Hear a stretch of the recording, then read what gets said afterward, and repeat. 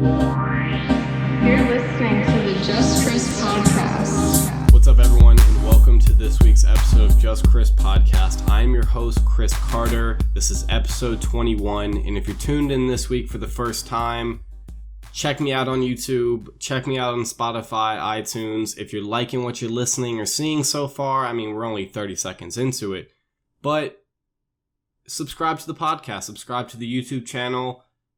You'll get notified every time that I post something if you hit the bell button below.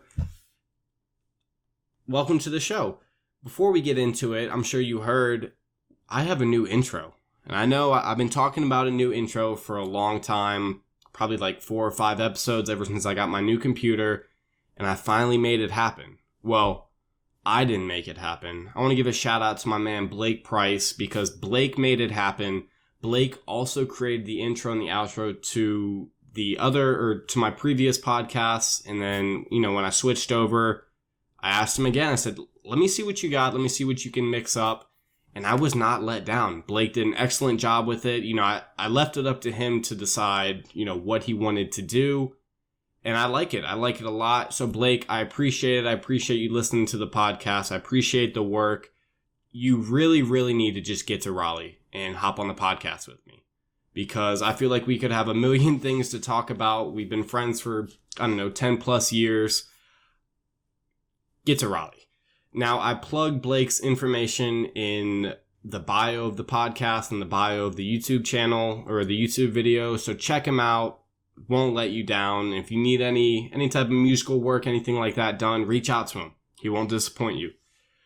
Before we start with today's episode, I would just like for all of us to take a moment of silence, just bow your head out of respect for DMX. And then you don't have to do this for Bernie Madoff, but he's included. So here we go, moment of silence.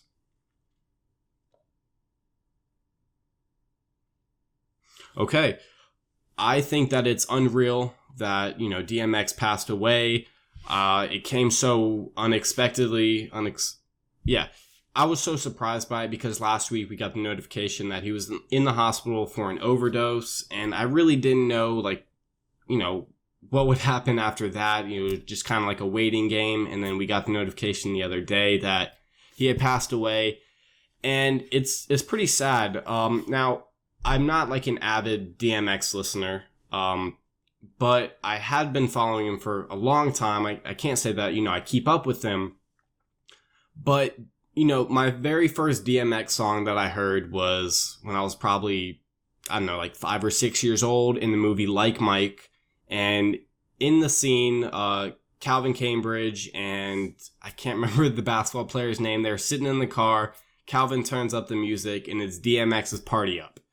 And that was kind of like the anthem for me and my sisters, like, y'all really gonna make me lose my mind up in here. Up in here, up in here. Yeah, so that was just like a repeated line between me and all my sisters and my parents. And DMX is no longer with us, and that's crazy. Now, as for Bernie Madoff, that's a different story. Rest in piss to Bernie Madoff.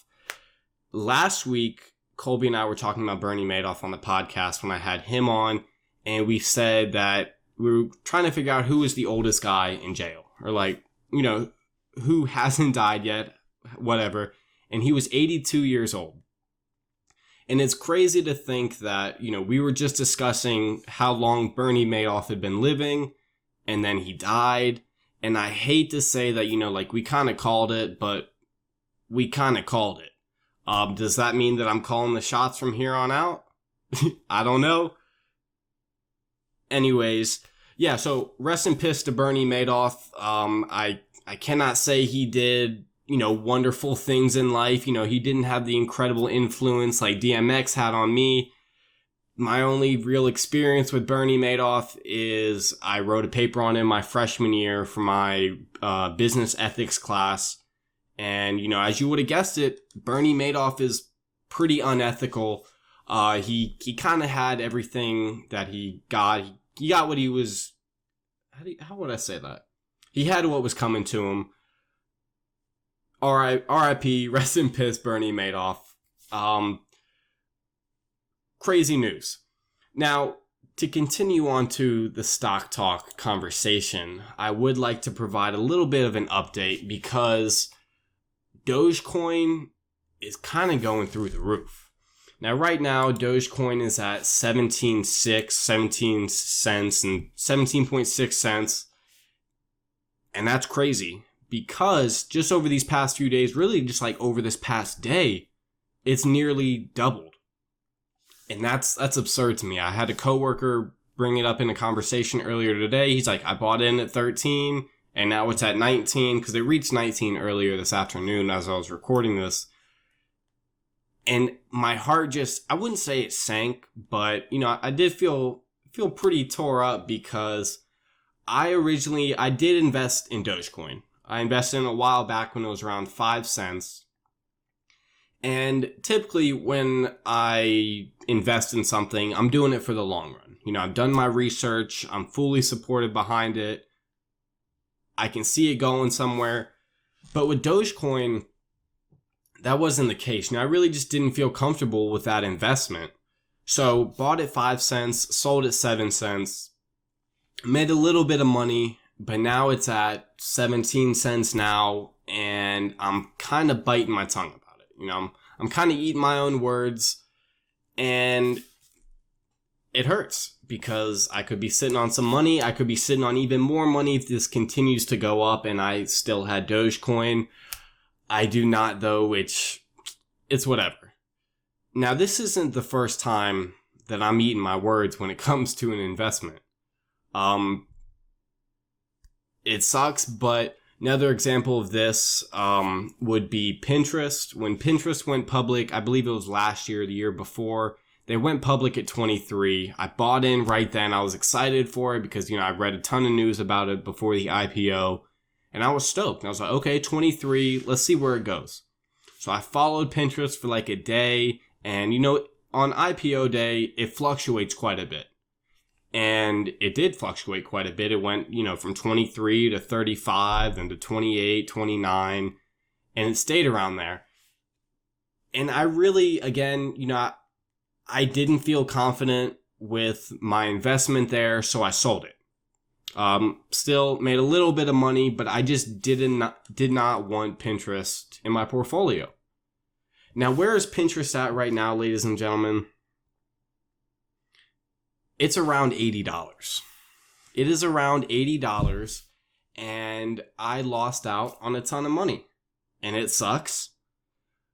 But, that's the gamble you kind of got to take, especially when it comes to investing.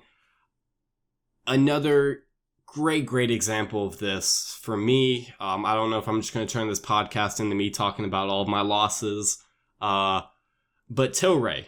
The cannabis company, it's been around for a while now, and a few years ago, it shot up, along with a ton of other cannabis companies at the time that Canada legalized it.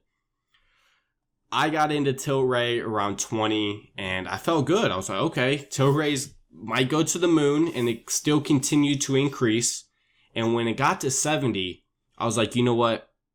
I don't want to do this anymore. Like, it's not going to get much higher from here. It's not going to get much higher than like the 70s. And I was comfortable with the profit that I made. Now, where did it go after it hit 70?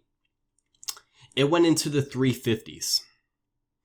So I bought at 20 and it went to the 350s.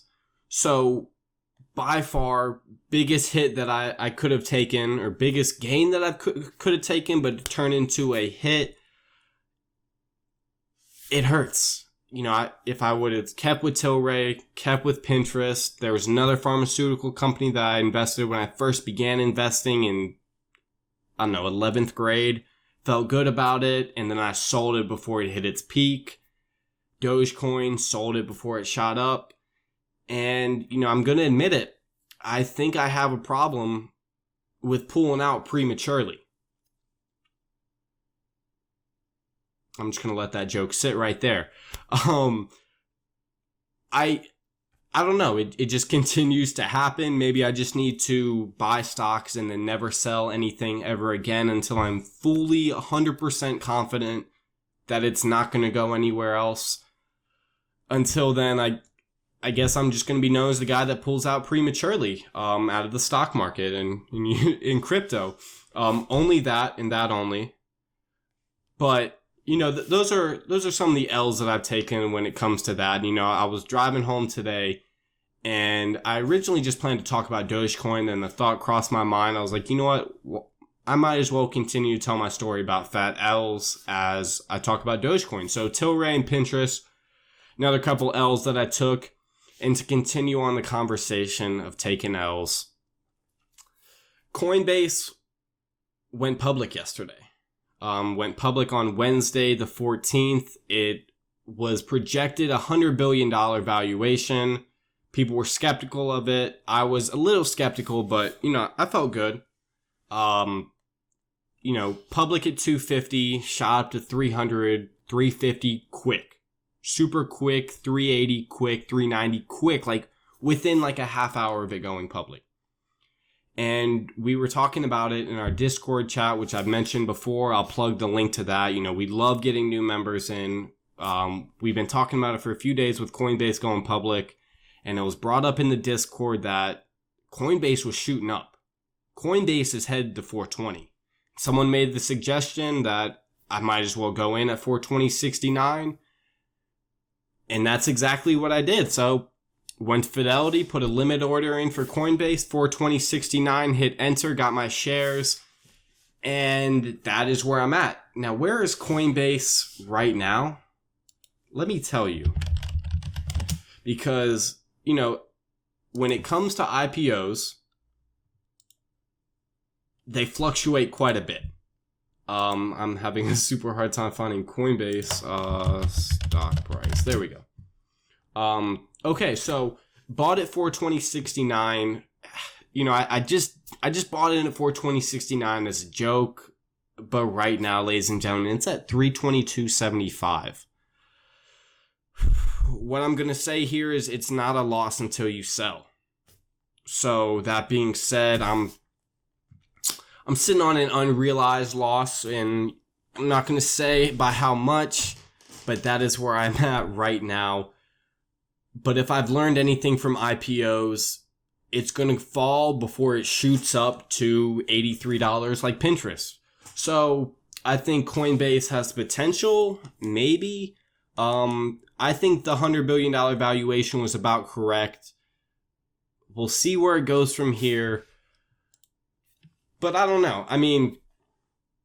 Hopefully, I think crypto definitely has a future. Crypto is not going anywhere anytime at all. In fact, it's only getting bigger. It's only growing stronger. And this is something that we're seeing day after day. Prices are continuing to rise. However, that's not guaranteeing that it will continue to rise if we've learned anything from economics. One thing that I did compare the other day, I looked at the chart of Dogecoin, and then right next to that, I compared it to a chart of the average asset price bubble, like the graph for that. Identical. They looked identical, and I don't know if I'm not saying anything, but is Dogecoin a bubble? I don't know. From the looks of it, if we're looking at the graph only, but if we're also judging by the investing behind it and the type of behavioral economics and finance that people are getting into it with it, maybe. Dogecoin might be a bubble. But you heard it here, folks.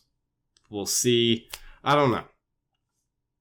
I think it can go either way. I would love to see Dogecoin continue to spike up. As much as, it hurts me on the inside, I do have friends that have money in Dogecoin and they're making money. So, I just want to see my boys get put on the map. Dogecoin, hope you continue to rise for them. As for me, I never want to see anything Dogecoin ever again. Yeah, it is what it is. That's enough of my stock talk for today. I just wanted to get that off my chest because I've been thinking about it all day today and yesterday taking a fat L on Coinbase. What I do want to talk about for this coming weekend, we got a fight coming up. We got a pretty well-known fight with a couple well-known boxers. The headline of this is Jake Paul and Ben Askren. And before a couple weeks ago, I was 100% on Jake Paul's side. Now, before you judge me, I only want to see Jake Paul win just because, like, I want to see people's reactions to it. I want to see what people think after he kicks Ben Askren's ass.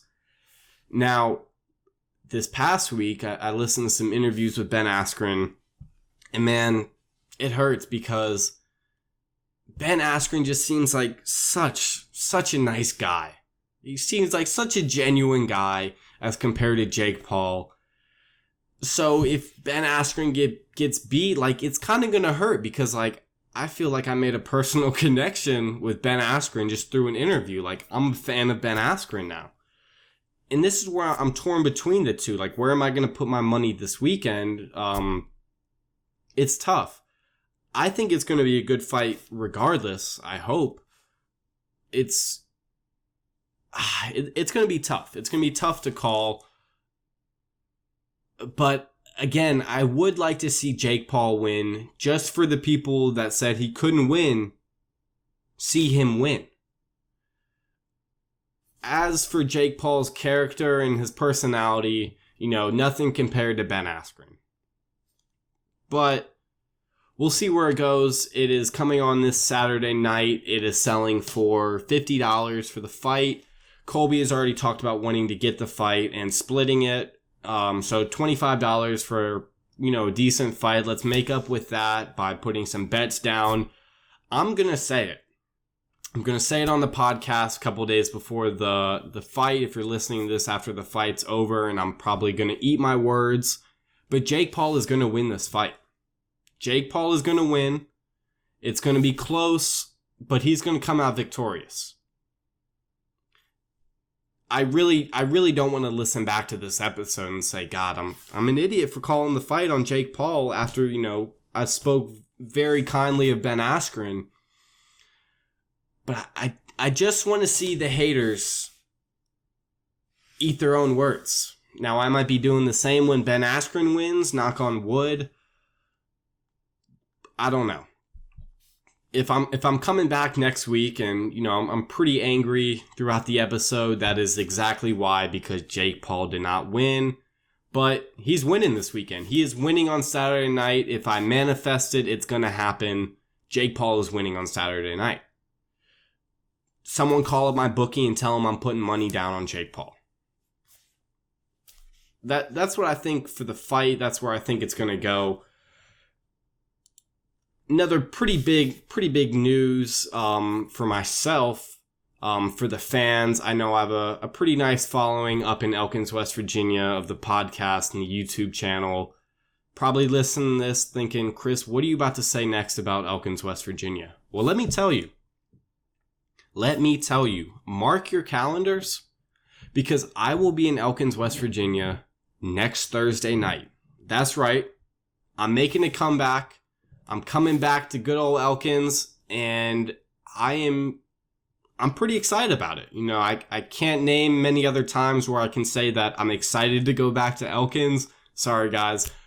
But I'm excited to go back to Elkins. I'm excited to go back and see all the homies. I'm excited to go back and, just take in the landscape. Hopefully we'll have some good weather. I was looking at the 10-day forecast, and there's a chance for rain, but it's going to be in the 60s.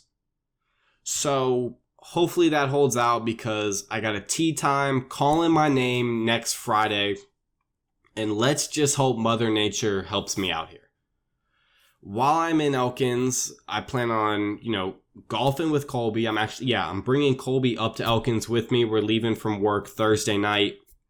Probably get there like 2 or 3 a.m. Staying at my boy Tyler Reed's house. And just kicking it all weekend. Now, if your name is Tyler Reed, or if you know Tyler Reed, know this. Next Friday, you're going to be on the podcast. Whether you like it or not. I'm putting you on the podcast. We're doing an interview in Elkins, West Virginia, guys. Tyler Reed, Master of None, is going to be on the podcast. I'm looking forward to it. I'm looking forward to whatever shenanigans he has in store, whatever crazy words he's going to put out. And I'm going to preface this. I am not going to edit the episode.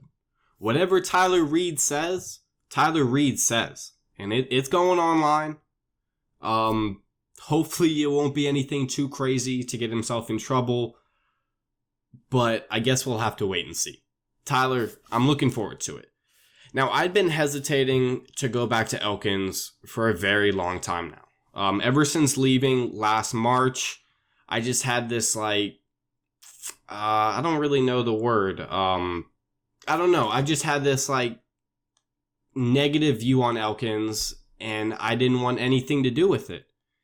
And I figured, I told people I'm not going to come back to Elkins until this year ends. I'll come back next fall, whatever.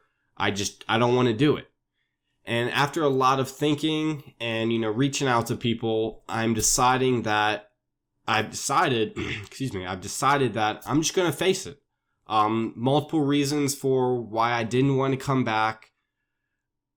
But I realized, I cannot continue to go throughout this year with having, one or two reasons holding me back from a group of friends in a great place. I'm not going to let that stuff hold me back. It's taken a long time to get over, but I'm doing it. I'm making the moves. I'm coming to Elkins. I'm coming to see Tyler Reed, Matt Nelson, Lucas Powell, Thaddeus Breckenridge, Bill. Guys, I'm coming to see you. If I didn't mention you, just know that I'm still coming to see you. I'm excited for it. Reach out to me. We're going to kick it. Now, the last thing I would like to talk about in today's episode, wow, 20 minutes. We're kind of moving through it. Last thing I would like to talk about in today's episode, since we were already talking about the subject of Elkins and the subject of school, I've been doing some research, and I can confidently say that I spend too much time on Yahoo Finance. Constantly refreshing the page. I just want to take in all the news. I want to see what's up. I want to see what's going on. Came across an article today on a topic that I've been following, and it goes a little something like, our boy Joseph Biden is trying to relieve up to $50,000 in student loans. Hold the front door. If Joe Biden can get rid of $50,000 of student loans, each person, Joe, if you're listening to this, dude, oh my God, I couldn't ever see myself admitting this, but Joe, I might be in love with you. If you can make this happen, if you can cut out $50,000 of my student loans, my God, you might be the man. You might be the man. Now that does not mean I will be completely out of the woods when it comes to student loans, but it's going to put a nice dent in my student loans, and I couldn't be more appreciative of that. Now, Joe Biden's been talking about this for a while. For a bit, he was saying he just wants to cut $10,000, and even if he cut $10,000, I'm still going to be happy. He wants to cut $10,000 out of student loans, and he was like, no, $10,000, not enough. $50,000, let's do it. So it's being discussed right now. I read the article today, and from what, people on Capitol Hill are calling this, it's the student loan time bomb. The reason for it being called this is come October, November, when people go back to paying their student loans without any interest, it's only a matter of time until defaults start occurring. Right now, the U.S. is sitting in $1.7 trillion worth of student debt. $1.7 trillion of student debt. Now let's just put this into perspective here. Last March, when the stock market took a incredible hit, impacted me, impacted all of us. The U.S. economy, the U.S. decided, okay, let's just put a ton of money into the stock market. Let's just try to quickly stimulate the economy to prevent any future crashes from happening this year. They put a couple trillion in, and 1, 2, 3, 4, 5, that trillion was gone. The entire U.S.'s student debt was put into the stock market to help stimulate it, and it was gone within a matter of seconds. So that just goes to show that the U.S. has money to make this happen. They could make this happen. Are they going to make this happen? my God, Joseph Biden, I sure hope you can make this happen. This is gonna help 84% of borrowers completely pay off their loans. Now, that's an incredible thing. 84% of all borrowers will benefit from this. And 3.1 million people have been paying off student loans for over 20 years. 20 years. Now, if I, don't make any power moves when it comes to paying off student loans, I'd be paying them off in 10 to 15. However, since your boy's financially sound and financially smart here, know how to make money work for me, that's not going to be the case. But to think, 20 years of paying student loans, I can't even imagine. That's crazy. So Joe, I'm going to ask you this. I know you're listening. I know you're listening to the podcast. You've been following Just Chris podcast since episode 1. You've been seeing the growth. You've been seeing the studios change up. You've been seeing how far we've been getting with the podcast, Joe. I just ask, just one time, Joe, just make this happen. Make this happen for me. Make this happen for every other student in America right now sitting on some student loans. Because, you might be the man. I might love you until I die if you make this happen. I owe you my future if you make this happen. So, enough begging, Joe. Get back to work, doing what presidents do. But yeah, that's where we're at. That's where we're looking for a little bit of current news with the podcast. We'll see where it goes. That is what I have for this week's episode of Just Chris podcast. I know I didn't go too much in depth. I covered a couple different topics. But, I'm satisfied with where we are. Now, one thing that I would like to announce. This is Thursday as I'm releasing the episode. Now, this isn't Tuesday. This isn't the day that, Chris usually releases his podcast. Chris, why did you not release on Tuesday? Well, let me tell you why. I got home from work Tuesday, and I wasn't feeling it. I'm going to be honest. I was not feeling the podcast. I wanted to get home and relax. I get home yesterday from work, go up to the pool and I work out. I get home and I'm beat. I am worn out, because swimming 30 miles every day, it's going to add up. And I end up falling asleep in bed by 8:45. I was asleep by 8:45. I couldn't tell you the last time I ever fell asleep that early. It may have been when I was like 6 years old. Slept completely through the night until 6 a.m. this morning, and I woke up feeling great. Couldn't get the podcast in yesterday, and I apologize for that. But what I would like to say is I may not have a definite schedule. I may not release it the same day, week after week. But what I can promise you is a podcast is going to come out every week. It's going to come out every single week. What day is it going to come out on, Chris? I can't guarantee you. I can guarantee that the podcast is going to come out. So, that being said, week after week, there's still going to be a new podcast. Another thing that might possibly interfere with this is, the struggle of being, an adult and having a full-time job. And then in addition to this, being an accountant, comes accountant responsibilities. God, I sound like such a nerd. Oh my God. Accountant responsibilities. And what that entails is at the end of every month and at the end of every year, we close out our books. We close out all of our accounts and we start fresh for the next month. We reconcile everything and we're good to go. Now, that's not an easy process. And the first week of every month is the most hectic thing ever. Month after month, first week, all of my time and dedication, all my time and efforts are going towards closing out the books. That being said, there may be a week or two here and there where the podcast doesn't come out the first week of every month. Now, I'm going to do my absolute best to try to continue to do that. But if a podcast is not out and it just so happens to be the first week of the month, knowing that it's month-end closing.